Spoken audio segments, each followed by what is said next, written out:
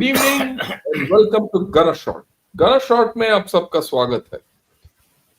Today we're going to talk of caste, religion and politics in the Indian Army.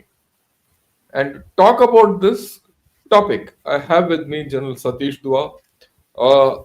General Dua, good evening and welcome to today's topic. And how are you this evening? And a little background and then we'll jump in. Right. Jai Hind, everybody, and sir, thank you very much for inviting me again. It's a delight to talk to you on this topic, especially because not only because it's a burning topic of late. We talk about what some opposition leaders have said. Rahul Gandhi, in particular, has said about the army. Then we talk about this officers' dismissal that was upheld by Supreme Court a couple of days ago on this ground, on this prickly or sensitive topic. But also on the other hand, I think it's very nice that we're talking on this topic because uh, there is a lot of misconception in the general public about these sensitive issues. And I think you have your experiences of dealing with all the faiths, religions, and following their rituals. Because every army officer has. I mean, just because two of us are talking, it doesn't mean everyone has that. Yeah. We have our Mandir Masjid Gurdwara in Jackal Regiment. I have all the troops of all the faiths in my regiment. So we will talk about. I think it's a very important topic here, and thank you for inviting me. Yeah. Right. Thanks a lot for coming over in the evening and talking about this. Look, let me tell everyone like what General Satish Dua said. I'll be very open about it and candid about it because all of us in the army have very strong feelings about this issue. Oh, Mr. Rahul Gandhi has spoken what he has spoken. We'll discuss it. Then this a Christian officer who's been dismissed from service very legally on this sensitive topic. It's gone through the process, right, from the lowermost court to the highermost court in the law of the land, and is gone. And plus the issue of that there are many loose comments like, is the army politicized? And, we have a political army and all that. We're going to talk about these three issues, and then we're going to come up with our personal experiences. To highlight a few issues which are often misconstrued by most. I do hope many people see this. And if let me put it at the outset, if you have friends, relatives, and anyone in the army, send it. Of course, we'll be sending it to the ADGPI and all those so that we have open discussion. But let me lay a set of ground rules. You can ask any question, we'll answer it. We'll take it on. But what we're not going to do is go into the legalities of what happened in a particular case or all that. We're going to talk of a broad principle on which army functions. We're not going to discuss whether Mr. Rahul Gandhi was right or wrong in what he expressed. That's his opinion. We'll democratically let him have his opinion. We're going to discuss whether what he said has value. That's the more important thing. And in the army ethos, is that followed? What is the reality of it? Oh, we're not going to discuss whether Samuel Kamalasan was the legal merits and demerits of his dismissal. That's for the court to decide. We have decided. We're going to talk of the ethos of the army, and we're going to talk of a lot of other things on the politicization and all from the army perspective. This is not official from the army.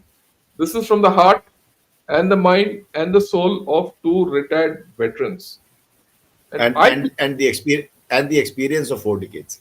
Yeah, and the experience of not 4 decades, 8 decades, 4 each. Between the two of us, yes. And the fact that we've gone through operations together. When I say together, in this period, General Dua has had a set of experiences. I've had my set of experiences, and dare say we are well respected within our own regiments. He's from the infantry, I'm from the artillery. The infantry and the artillery put together make up 50% of the Indian Army. And we are regimented systems with strong beliefs. Strong beliefs not on personal basis, but for the strong organizational beliefs. for the betterment of the nation and to defend the sovereignty, territorial integrity, and honor and welfare of this nation. And we've done it without flinching, having shed blood for the nation, based on certain ethos which have been followed all through. Ever since from the day both of us got commissioned as rookie second lieutenant till the day we retired from the Indian Army as three-star generals. It's not an easy journey, and we held by these things. Okay, but let me start with a fundamental thing which before I invite this thing, views. We know a lot of politics. We've been, you know, I wouldn't say involved in politics, but we've been very closely involved with politics in execution of our duties, right? Whether it is in Kashmir or in the Northeast and all, because all of us have conducted elections, CI ops and all is full of politics. We understand the politics, but we've never been political. We've never been, both of us, I know for sure, we've never been political, and we're just a representative of the rest of the great people who have retired from this army. And we've never had to ever think, or any one of our juniors who thought that these two generals are political by nature. Now, with this as a background, I'd like to flash a few couple of slides and then we'll take issue by issue this issue further. The first is, of course, this issue that 10% of population controls the army, says Rahul, and it stirs there's a row which is stirred up. Uh, I'd like you, General Satish, to comment on this 10% controlling the army. Uh, I tweeted about it. This news, the clipping that you see, it has a small little blue dot on the top left corner, and I because of that I know that I took this picture from Times of India, to which I subscribe, the day it happened, and I tweeted. It had a lot of traction. My tweet is there on my timelines, where I said, "Leave the army out of your politics," a verse to that effect, because like you said, General Shankar sir, you said army is apolitical. When we say apolitical, let me explain. I'm sure everyone understands, but to put everyone on the same page, when we say army is apolitical, it means to us, it makes no difference as to which party is in power. We follow the Constitution of India.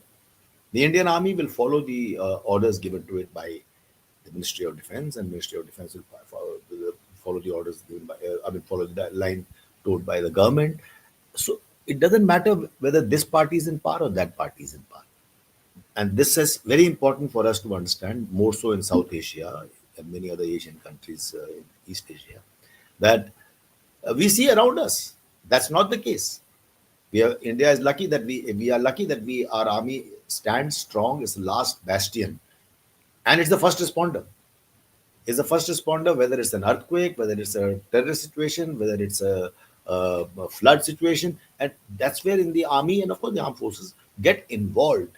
So I entreated, I urged everyone to please leave army out of it, because clearly this particular statement and many such statements have political undertones or overtones.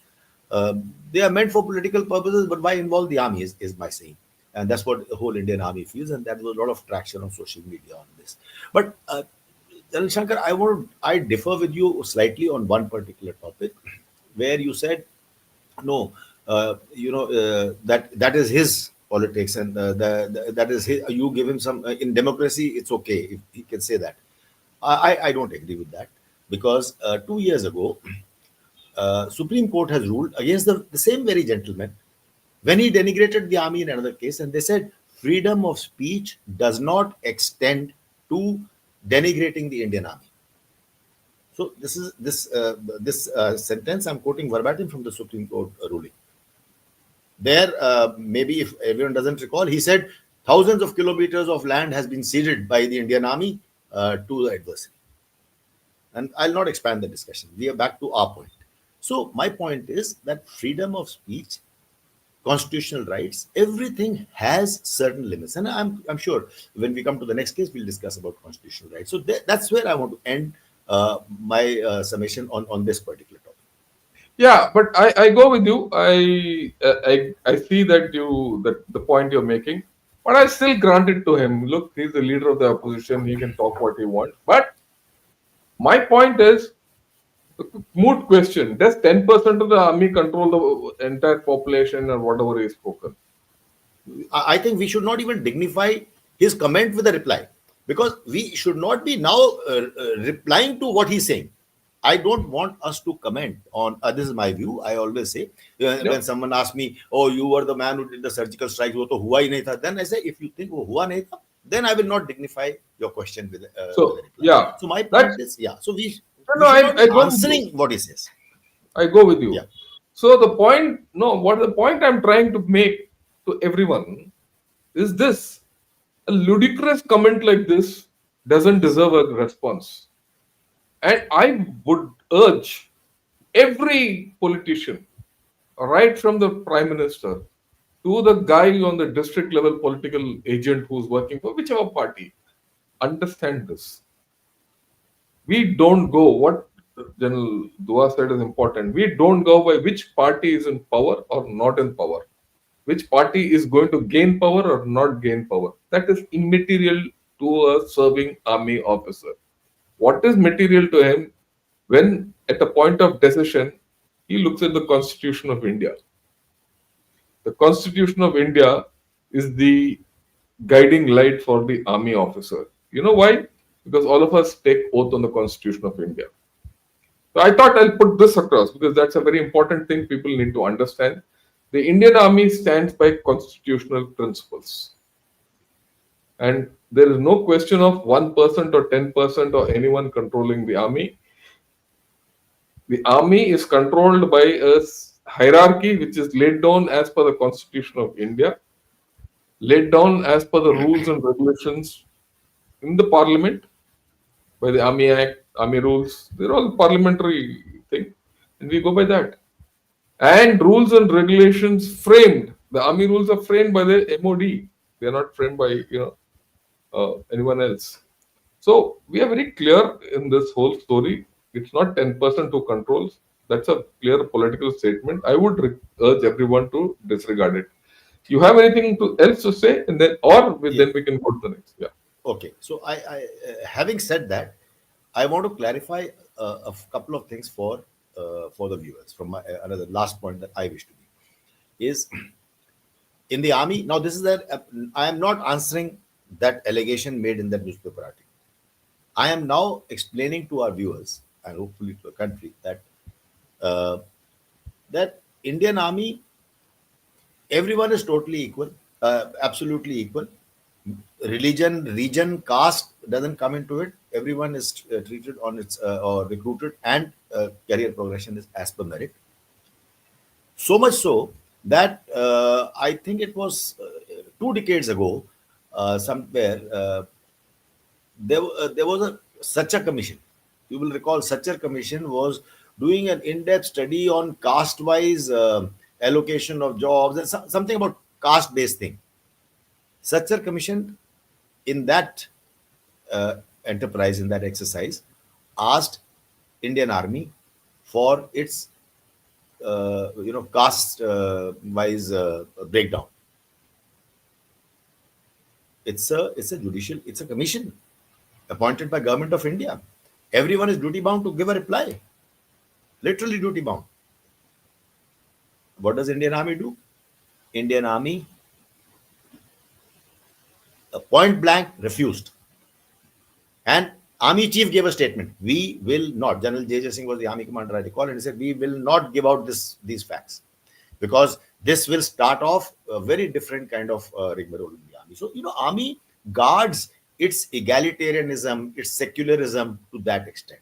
So that's what the point I wanted to make. 10%, 50%, and all these figures are absolutely false. Firstly, we should not get into that. But I just thought this point also merits mention over here. Thank you, sir. Yeah. Thank you. Okay. You know, many times this is this business of caste, creed, Sorry. religion. This gets, you know, people say, look, but the army is composed of Gurkha regiments and Jats and Yeah. Yes. Marathas and all, and or for that matter Ahirs and Brahmins. You Right. have units based on caste, class, and creed. Uh, isn't this casteism, or how do you explain this? Because I have an explanation, you will have an explanation. We'll put both Yeah. together, and Right. yeah, So you want me to go first? you Okay. go ahead. Yeah. Okay. So Indian Army traditionally, right from the British days, before the World War One, I mean, it is Indian Army traditionally has been grouped and organized on region based. And I say that again, we are more region based than religion based. My troops are Jammu and Kashmir Light Infantry. So in Jammu and Kashmir Light Infantry, we have people from Jammu and Kashmir. We have Kashmiri Muslims. We have all Muslims from all over J&K, of which Kashmiri Muslims are a large part. We have Dogras. We have Sikhs, Sikhs from the Jammu region and the Punch Rajouri region, and then there is a small smattering of Buddhists from Ladakh. Similarly, other regiments have somebody will have Rajput, somebody will have Jats, somebody will have Sikhs. So we are based on a particular region, essentially. Mostly, the religion comes in by virtue of being in that religion, uh, because and the reason why we based ourselves on these regions and religions was and continues to be that troops, soldiers that is, find motivation in the same deity that they pray in. It may be more than one deity, but they pray for the same deity. They are composed of their composition is of they belong to a certain region, and they draw inspiration from the same folklore culture to risk their lives. And this is not a small thing. To risk their lives every day, they find motivation in a certain way of doing things and a common culture that binds them, common community values that bind them. That bond, that binding is very essential. And that is why, like General Shankar said earlier, infantry, artillery, armored, the fighting arms, they are the ones who are always composed of in the manner that I'm talking about. You have a Punjab regiment, you have a Jat regiment, you have a Sikh regiment, you have a Jackline, and many more. Yeah. Over to you. So the fundamental thing which people need to understand is this organization into a religion or caste or creed or region and all is organization for fighting. It's a different thing that the intake into the Indian Army is all normal across. I want to make this is a very important thing. The intake into the Indian Army is as per each state. If Tamil Nadu has X number of people, and if Maharashtra has X number of people, and if Y number of people, and UP has Z number of people, the number of people from each of these states is based on the percentage, their proportionality. So they will get proportional vacancy, and proportionally those people are taken in.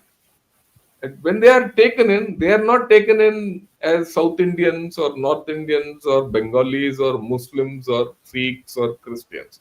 They just taken in as per state quota. Each state has a quota percentage, right? Once they are taken in, right, and they're given a particular arm or a service, and that's based on many other factors. Then these people are taken and said, okay, I have my say Jackali. Jackali is a battalion, which is a regiment like what General Satish Dua has, which is essentially from Jammu and Kashmir. So you, all those people from Jammu and Kashmir who are draft or rather brought into the Indian army, recruited into the army, are sent into Jackali. Some guy, a As per, whole as per lot of sorry for interrupting. As per vacancies. as per vacancies, yeah, as per So vacancies, and the everything is other as per and the other vacancies. Yeah, and Yeah. others will go to Similarly, EME or yeah, no. Similarly, if a whole lot of if suppose X number of people have, as per proportionality, have been recruited from the southern states of, Kerala, Puducherry, Tamil Nadu, Karnataka, Andhra Pradesh, and Telangana, right? These people are sent to the Madras regiment, which is basically caters for these people, right? The South Indians. Similarly, everyone is, or for that matter, if a number of people are, brought in from or recruited from Maharashtra, then they go into the Maratha light infantry, right? The total number of people entering the Indian army is proportional and is not based on caste, creed, or religion. Understand this. There is no caste, creed, or religion given any weightage when a chap is recruited. What is given weightage is the which state he comes from, how many vacancies he has in that state, and does he qualify. If he RMP. qualified, yeah, yeah, RMP. RMP. We could explain that concept of Yeah, RMP. you might like to, yeah, we might, please So, explain that. so, so, so that everyone understands that General Shankar is not just giving a generalization. I just thought we'll bring in this term, 30 seconds explain that. We recruit people, army recruits people, like General Shankar said rightly, as per the populations. And it's called RMP, recruitable male population. So, Yeah, recruitable, that is there in the age bracket of recruitment. So, recruitable male population of of a state is so much. And that is why all the states have a pro rata representation. So that yeah. quota, like you were saying, that quota is fixed, and this is the way it's calculated. So people get into the Indian army based on the recruitable male population, which is based on it's a pro rata representation into the army. Okay, that's the first thing. Once they have come, all these chaps are in, then they're reorganized based on what I said, traditions, the way that we fight together, we live together, there's a whole lot. And then they're sent to the particular thing and it is organized. And we also have mixed units, pure mixed units where there's Yes. nothing. It's not as if, right, as if everyone in the army goes to the Jakalai or Gorkhas go, only Gorkhas go. No, it's Gorkhas are there in other units also. Sardars are there in mixed units also. Okay. So this is just the way the army organizes itself for fighting. I'm saying for fighting is different from the way the army recruits people. Recruitment is pro rata. Fighting is based on your ethos, your religious ethos, your cultural ethos, your regional ethos. Okay, so that is what one has to understand fully. Uh, is there anything else you want to say on this? No, no, thank you, sir. You covered it Yeah. well. One more point I'd like to think is this is not applicable to officers. For officers, there is nothing called recruitable male population. There's nothing called proportionality. There's nothing called religion. There's nothing called caste, creed, nothing. And all, So yeah, there is no RMP. There is only M. yeah, M, M stands for merit. merit. M stands for merit. Merit. That's it. And today, earlier, maybe you could have said M stands for male. Today, that is also not No, there. I understand. I no, it doesn't. It's not there. So In fact, I must tell you, yesterday morning, I went to the hospital to get my eyes checked, and there was a nice little girl who, junior under officer in OTA, who says, "Look, sir, I want to join the artillery." I said, my heart, blew up 10 times. She wants to join artillery. She didn't know that I was a DG artillery sitting next to her. So, right. So, as far as officers are concerned, it is only merit. No religion, no caste, no region, no nothing. And after merit, the second, of course, is the medical. Medical standards have to be met, right? And that's one. Promotions for officers is based purely on merit. I'd like you to comment 1 or 2 minutes on this, and then we'll move ahead for the next topic. no, I think you set the ground very well. Launch into the further discussion that officers are recruited on the base of merit. There is no embargo. There could be all from one state. I mean, they'll never be all from one state. I mean, but there is no embargo. it is as per the merit, and the merit list is drawn whether it's for the National Defence Academy, IMA, or OT, and other academies. Now, since it is based on merit, and so we are then allotted regiments, which are also random, or as per our choices, if it can be fitted. But then it has nothing to do with your religion or region that you will be allotted a particular regiment. But once a regiment has been allotted, whether it's That's an your artillery religion. regiment, armored regiment, or my jackal regiment, you remain in that regiment. You remain in that regiment only till you become a commanding officer, which is about, it used to be 20, 22 years during our times, but nowadays it is about 16 to 18 years of service. And so till then you remain in your regiment. Thereafter you can graduate to higher ranks if you get promoted on merit. Having said that, so when you go to a particular regiment, the officers are then subsumed by that regiment, the ethos of that regiment, the culture of that regiment, the religion, and I'll say that again, the religion of that regiment, because we are taught, and officially, it's not just a upbringing point, that an officer adopts the religion of his troops. And we use the word troops, we're talking about soldiers in a particular battalion, in a particular regiment. So, officer assumes the religion of the troops, and this is official. And of course, now when General Shankar comes to the next point, we'll discuss this more. Yeah. Okay. Now, I'm going to show a picture which has caught many people's attention and probably got into this thing. This is of General Bipin Rawat and, offering his thing to the gods, and with the Chief Minister of UP.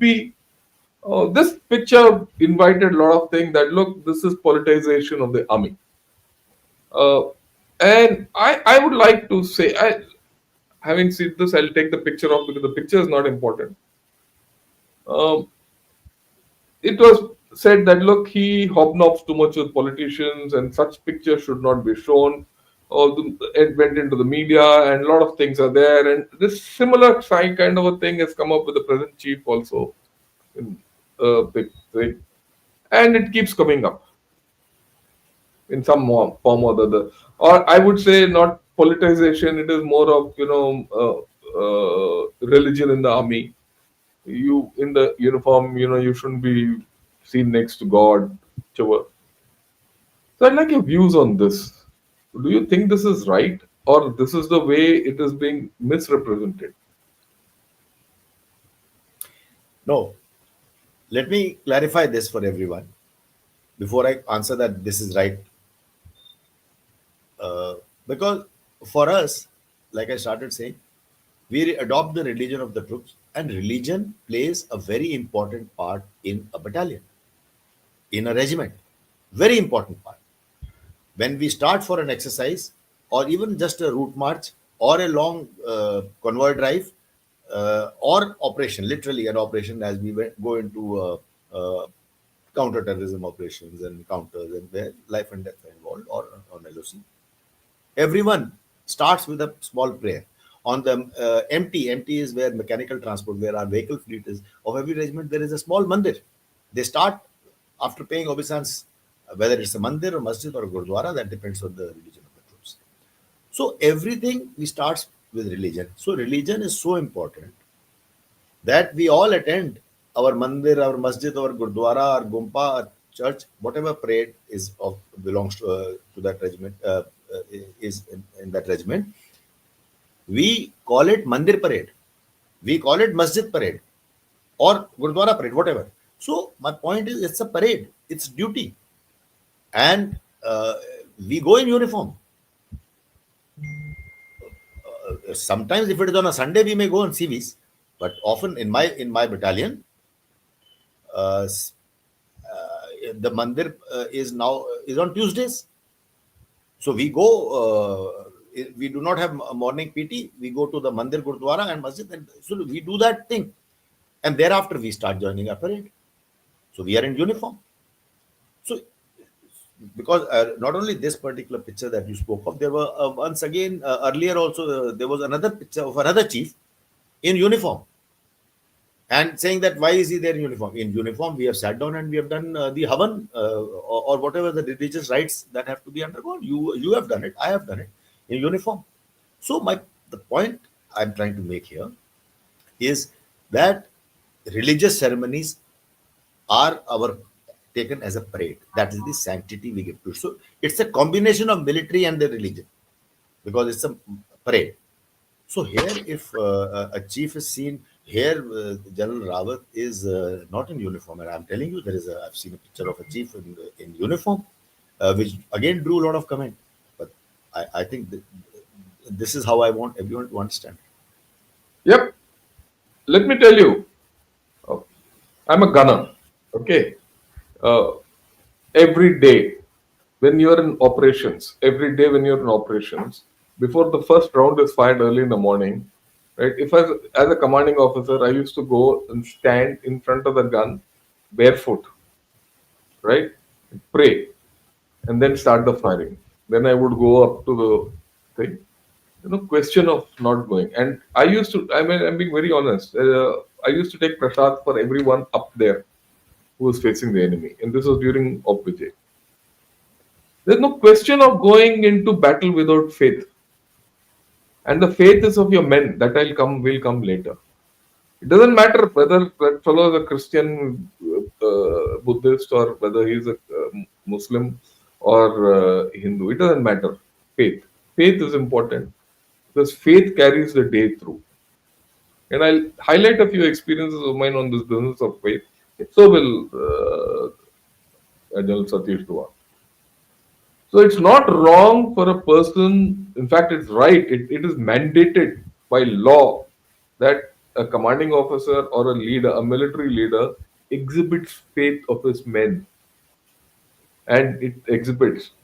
As far as this picture is concerned, well, who are we to comment if, Bipin Rawat is with the chief minister of UP and they decide to go to a mandir and that someone takes a photo and puts it up? How does that become political? I don't understand that at all. Yeah, please. Can I just chip in here? Yeah. General Bipin Rawat has done this. I think he was a CDS at that time, if I'm not wrong. Or was he chief? Yeah. That doesn't matter. Both are chiefs. But Buddha Amarnath Yatra. Buddha Amarnath Yatra is a very famous pilgrimage every summer in Kashmir. We know that. Buddha Amarnath Yatra is always inaugurated by the governor and the corps commander. I've been corps commander in Kashmir. Yeah, you would have On done the it. first day, yeah, I did it. On the first day, only that day public, let's call it one day before the public starts the darshan. You go, you've already taken a stock of situation and security, and so the governor and the corps commander go there together, and then they take a stock of security situation because it's that important. We know what the issues are in Kashmir. So security situation, logistic arrangements, medical arrangements, emergency contingencies. There are so many different aspects, and it is seen at the highest level because it's a national level thing. So every time they're doing it, so that is a parade for us. I go in uniform every time. You fly in a helicopter and go there, and then walk the last bit. So when I was commanding officer in Punch, there is a Chadi Mubarak which goes to a particular mandir, and there are a couple of Peer Babas. Now all of us who served in J&K know Peer Babas. Peer Babas cut across all religions. All religions. There is no Hindu, Muslim, Sikh, Isai. Everyone follows Peer Babas. And they are Sufi saints. They are Mazar. So they are grey, Yeah. so to say. So all of us follow. In fact, troops are so fond of drinking rum when you give them one tot of rum in the evening, wherever if they are not on active duty that evening. But they will follow Tuesday because it's a Hindu abstinence day. They will follow Thursday and a Friday because it's the Peer Baba day. So they will actually willingly give it up on those 3 days, and you can't have a drink. And all officers are forced to follow that. You can't have a drink in officers' mess because troops are following it. So it is not only puja. We follow every culture. We will not cook non-vegetarian on a particular day in our mess because the troops are following that particular day. So I think it goes far deeper than just one visual, and today social media, everyone has a teleprinter in his hand, and everyone starts to Yeah. comment. That's a different issue. But you see a visual, and one, it's like एक अनार 100 बीमार सोए. There is one photo and million comments. Yeah. The second point in this whole story, which I'd like to comment, is the political angle. Please understand, every senior officer is expected to deal with government functionaries. I'm making this point. Government functionaries, he could be a CM, he could be a DM. DM is district magistrate, it could be a chief minister. Okay? Now, we know we are a democratic setup. The CM is a political man. He's not, he's not appointed by a governor or a president. He's a political man. So you have to deal with a political entity. You deal with a political entity from a government perspective, not a political perspective. That's the first thing which I want to clarify. And second, as senior officers, you have to be clear about the politics of what's happening. It's not as if we don't understand politics. We exactly know which politician is talking who what. Right? My assessment, I'm being very honest again and frank, my assessment of Mr. Modi as a politician is very clear. My assessment of Mr. Modi as a prime minister is very clear. Both are different. If I deal as an army officer in service with Mr. Modi, I'm not interested in Mr. Modi as a politician. I'm interested in Mr. Modi as he's my prime minister. Similarly, if in this photograph, you have to understand this in the context of General Bipin Rawat and CM Yogi Adityanath have gone to the temple in the relationship of the Chief Minister of the state and the CDS, and nothing more. And that relationship is sacrosanct. And I'd like Satish Dua to talk about this because he's handled the sensitive state of Kashmir on these lines. And he probably had to deal every second, third day with the Chief Minister of Jammu and Kashmir, the erstwhile Jammu and Kashmir, because at that time Jammu and Kashmir was not divided, right? And he was part of the unified command at that point of time. And like he said, he and the governor had to go and inaugurate that Amarnath Yatra. So give me a perspective of this aspect of politics and the army and what we have to do. And of course, one more thing I'd like to add. It's not only maintenance of law and order and all that. You have to conduct elections. You have to uphold the constitution.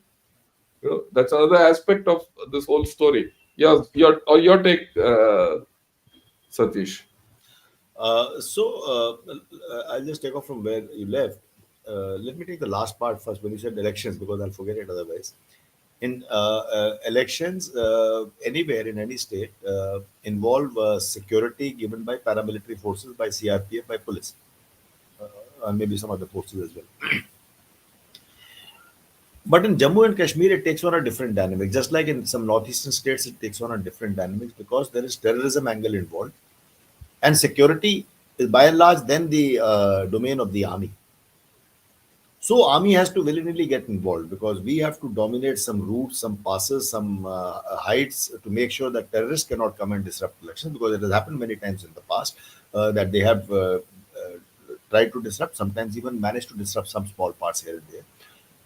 More than anything else, the army has to make sure that that the voter has confidence to come out and go to the booth, because there were times when terrorists used to issue threats: anybody who will go for voting will be killed or their family will be harassed. And there were decades when we had very less voter turnout, and that is why voter turnout in Jammu and Kashmir today is a bigger metric of peace and stability returning to Kashmir than any other thing, which we saw in the last elections. So, having said that, in Jammu and Kashmir, in Assam, in Mizoram, Manipur, where also I have served, in all those places, you have to deal with the highest level at the chief minister. When you're a corps commander or a GOC, you deal with the chief minister, because a unified command headquarter, as it is called, a unified headquarter, as it is called, the unified headquarter has all the components under it. That means uh, the CRPF, the representative, that is the corps commander, the DG police, the heads of intelligence agencies, CRPF, and all, everyone is, and also the home secretary, the chief secretary. So they all form a core group. It is headed by the chief minister. How often does it meet? That depends on situations. For example, if there is Amarnath Yatra, the chief minister would have take a meeting to assure himself or herself of how many times they meet. Will depend on the situation, that everything is in a perfect shape or order. I will tell you, in 2015, when I was a corps commander, Burhan Wani was eliminated on 8th of July 2015 to 2016. The valley burned for 4 months. Everyone who may recall that. We used to have a meeting every evening in chief minister's office, or chief minister, late evening, somewhere 7, 8 o'clock, in chief minister's office or chief minister's residence. Sometimes it was late, so it was in chief minister's residence. So the DGP, I would be there as corps commander, this DGP, the intelligence agency heads, and all the members I mentioned. So that is the kind of frequency of interaction for about 50 to 60 days. We used to meet every evening to decide, to see, take stock of situation. So we are involved with them. When I say them, I intentionally use the word, because we are involved with them as the chief minister, as the district magistrate, as the chief secretary. We are not involved with them as a politician. Which party they come from does not make a difference, because that party actually changes midway. The chief minister changes midway. I saw a change of chief minister. Mufti Saab died and Mehbooba Mufti became the chief minister. But the fact remains that whether this party is in power doesn't matter. So that's why I'm saying we are apolitical. As General Shankar also pointed out earlier. But we deal with politicians at every level. And Yeah, that's that's our job. important. Yeah. Let me give you my experience. He's told you about J&K. I was commanding in the east, right? As I was commanding in the east, entire South Assam was under my command, right? And for South Assam, I had to deal with the chief minister on a one-to-one basis on many occasions. Similarly, in Tripura, I was the senior most officer. So I had to deal with that chief minister for Tripura, anything happening in Tripura. And incidentally, let me put it, one chief minister was from one political party, the other was from a different political party. So different ideologies. I was not dealing with their ideologies or their political ideologues. I was dealing with them as a government functionary to another government functionary, a legal government functionary. The politics of one state and the politics of the other state were completely different. But yet, you knew what was happening. You knew the politics of each state, but you're not involved in the politics of that state. And elections, very important. You have a larger than life role to play in elections. And Indian Army has played this role in J&K. It has played this role in Punjab. It has played this role in the Northeast, in almost every state.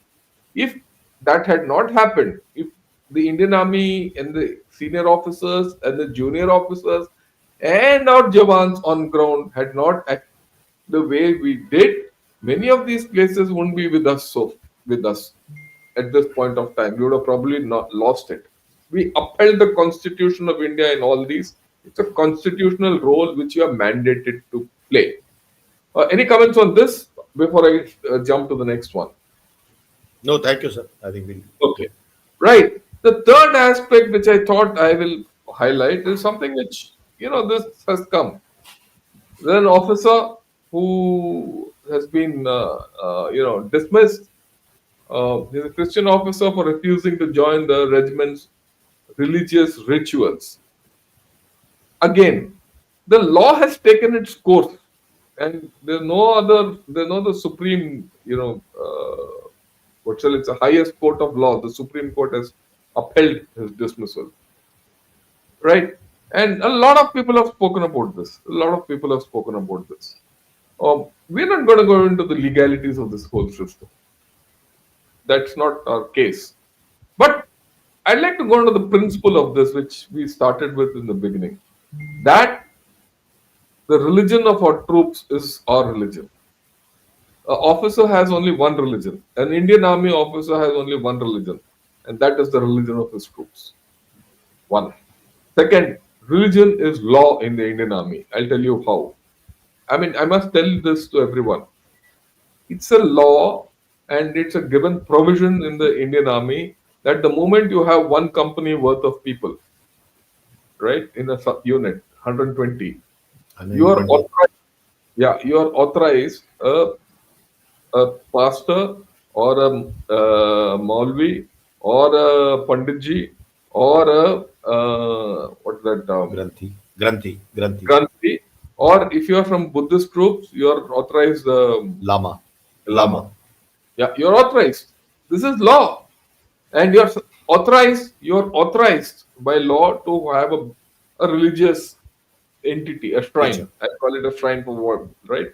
And then this issue of Mandir parade is there. I mean, these days people talk of it as Mandir function, EO and all that, and you're supposed to follow the religion of the troops, all the functions of the religion of the troops. As and that is why you have national holidays which are based on religion. It's not something, these are all law. This is not, I'm not talking of illegal things. And what's more, these mandirs or masjids or churches or whatever it is, the money which comes into it, the funding of these is also as per a law, as per a rule, or as per a regulation. And you cannot discredit them. There's no there's no scope for that. So right. Also, this is the background under which the Indian Army functions. So I'd like you to highlight this and probably say why is this officer being dismissed? I'm not talking the legal aspect of it. I'm talking of the leadership point of view and the ethos point of view. Yeah, Uh, you see, we are not talking about the legal aspect of it because legal aspect has been taken care of both by the army and the Supreme Court. So legal aspect of the Supreme Court would have upheld it if there was something wrong legal. Uh, why does the army attach so much importance to it that an officer had to be dismissed? So we have to understand that we cannot allow everyone to continue to have to say that in the name of religion I will not do it, or in the name of constitutional right I will not do it. Let me. Everyone has a constitutional right, but we sign a bond of allegiance when we were commissioned. For example, we sign up for the fact that we are on duty 24 by 7, 365 days. I'm not saying that we don't get leave, but then there are times when you're deployed in the LOC. There is no time. There is You can't say this is my private time, or after 6 o'clock is my time. The terrorist or bullet does not wait for anyone. So my point is that while we are also Indians following the same constitution, the certain freedoms that every citizen enjoys do get curbed. I have no hesitation in saying that. Now, to say that I will not, so it is my right that I will not follow a certain religious right. That is not simply not allowed, because if we start doing it, is a matter of discipline. It is not a matter of you are not subverting somebody's religion by asking him to follow a function or a rite or a ritual that the unit follows, because the region the troops, the soldiers follow that particular rite. And that is why it's a matter of uh, uh, uh, procedure. It is absolutely legal that the officers have to follow this particular rights. Why this harsh step had to be taken? Otherwise, this will become mayhem. Everyone starts saying we will not do this and we will do it only this way. Indian Army cannot function if we follow. I mean, if we have such attitudes. I will end by saying that coincidentally, I think it was yesterday or day before yesterday, where for the first time India celebrated. It was marked as a Constitution Day. And yeah, I remember reading on the headlines that Prime Minister had made. The headline said the Prime Minister says we must learn to draw a balance between our constitutional rights and our obligations. What we are talking about is obligations which is set in stone, because in the army it is not only set in stone, it is made into a rule. And as per army rule, we must follow that. yeah. So, like we said, you know, The religion is of our troops is our religion, right? In fact, it's not only the religion of your troops, it's a religion. The culture of your troops also slowly becomes your culture, and right, and that's how it is, how deep it is. If an officer, and an officer, like I said, doesn't get recruited by caste, state, AO, he's only by merit. And when he is recruited by merit or commissioned by merit, right, he is supposed to be above all this. I don't have a religion. My religion is subsumed in the army. My religion is subsumed in the religion of my men. We have to understand this. And as you keep growing up, your religion becomes every religion. And every religion is what you follow. And this is something which you have to understand.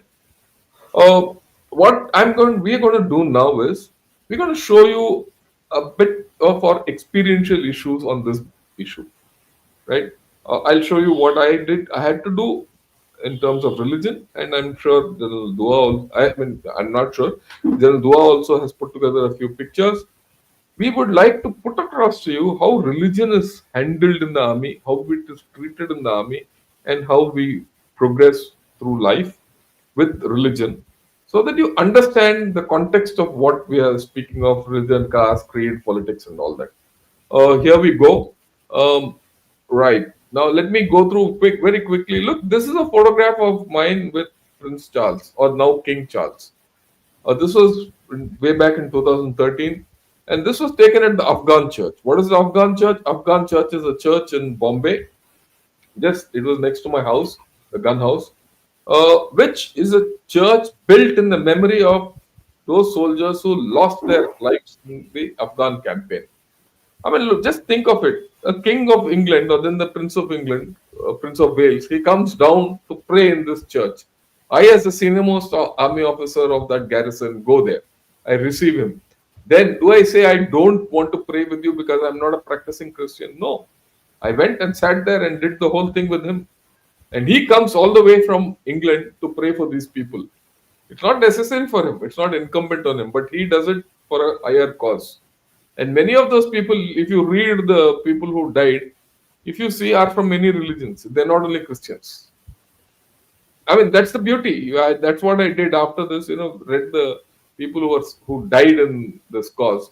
They're not only Christians. They were all from all religions, right? So you do it for a purpose. That's what I want to put across to you. Okay. Then look at this.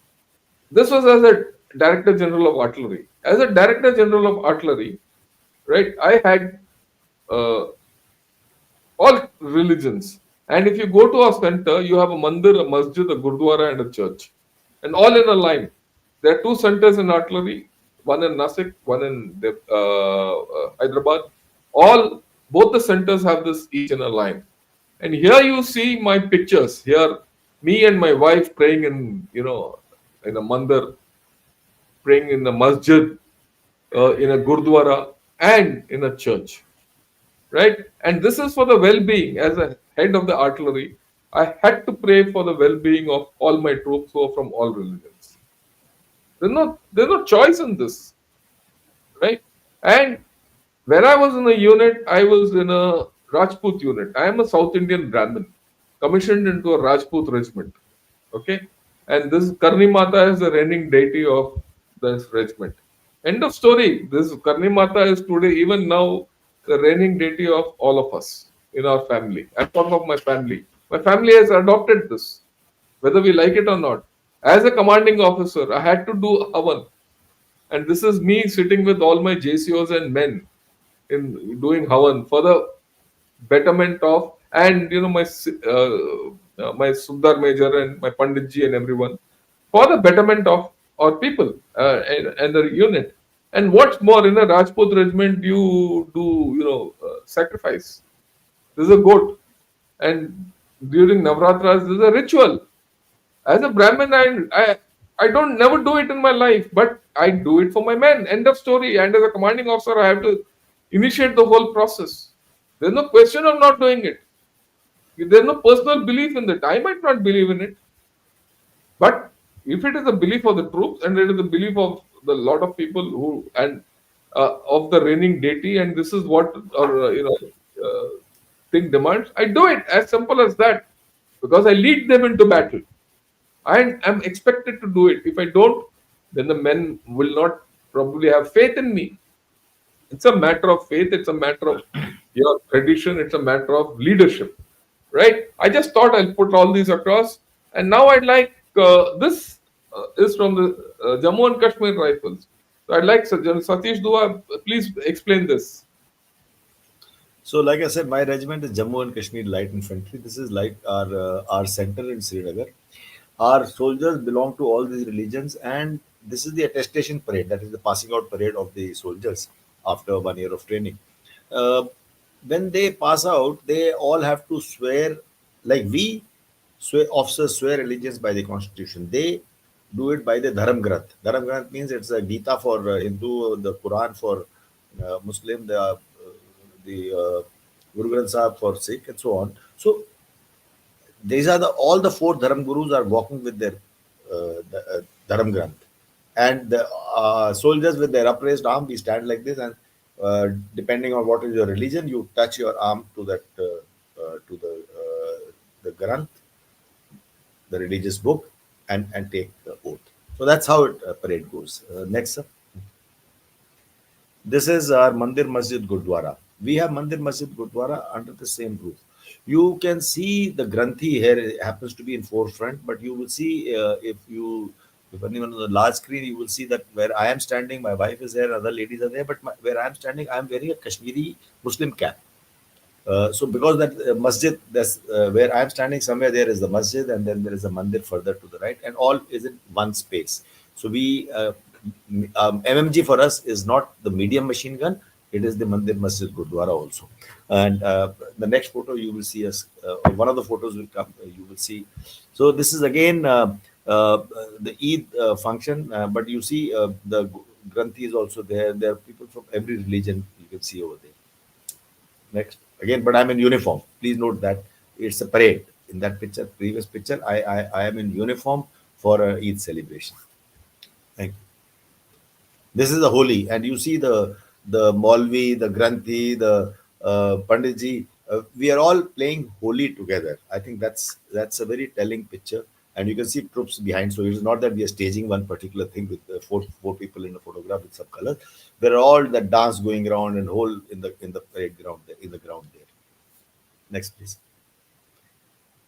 One of our battalions, 5 Jackalai, had made a very interesting memento. You see this little plaque they've made. It has the Guru Granth Sahib, it has Allah written, it has Ekumkar, it has a swastik, all those. And in the middle, there's someone is very artistically designed. It's a mixture of all that. It is the mixture of Ekumkar, Om, and Allah, and Om Padmanabh. Om Mane Padmanabh. Okay. Next, sir. Again, I am there in the leading the Eid prayers, the namaz, Eid namaz. Okay. Next, this is the Mandir Masjid Gurdwara. You can see the three structures, and but the space in the center is where you saw the picture earlier. The space, the big hall, the hexagonal hall in the center, that is a common space when everyone prays there. Next. Now the next two pictures, like General Shankar said that they have adopted Karni Mata in their family. Army is not a job; it's a way of life, and in the way of life, you imbibe the culture of your troops. When I was with my troops, when the soldiers, I have kept Rosa in Ramzan and Upvas in Navratri and so on. This, when we constructed a house, I live in Gurgaon. This is a very small puja ghar that we have in our house, and these are two different photographs which have been put together. So you see the entrance is to the right hand side. You see this with all in my house. We have got this Ekomkar, Om Padmanabhi, everything put on one wall, and on top it is written MMG. On the left, if you see this is MMG, and inside the photo of Kaaba, Harmandir Sahib, there is a golden temple, religion, and then I have a Christian cross and everything. We can't see that from up close from there. Next, so much so that this is both my sons got married by all the religious teachers. This is the way that we do things in our regiment. So you see the Panditji, the Granthi, the Maulvi, everybody is there. So the fere were done by the Panditji, but the Maulvi did the dua, the Granthi Sahib did an ardas. So uh, this is one of my younger son's marriage. So this becomes a way of life with us. What are soldiers' religion that we know? Thank you. Yeah. So this is what we thought we'll put across to all of you. It will That be interesting to take some questions also now. yeah, we'll take some questions. This is what we thought we'll put across to Yeah. others. There's no hold barred. There's no holds barred in this, right? Okay. Let me add one point to everyone. This is how I would say the majority of army officers are made, right? We take what we've earned from our men or what we've imbibed from our men to our grave on that. But there are a few who have a different point of view. After all, it's a democracy, right? And some people after retirement come out with their own views. They take to certain politics. They take to certain way of life. They take to certain religious extremities. I'll put it this way, or they take to their own religion in a more fervent way than what they were expected to do in the army. They were good officers. They continue to be very good officers within the army. After they retire, they've chosen to go back to what they were. We respect that. We have no problem. And I would insist on everyone understand where each man is coming from and where each man is going. And then you'll get the answer whether the army is political, apolitical, religious, irreligious, whether we have caste, creed, or religion. Right? We have none.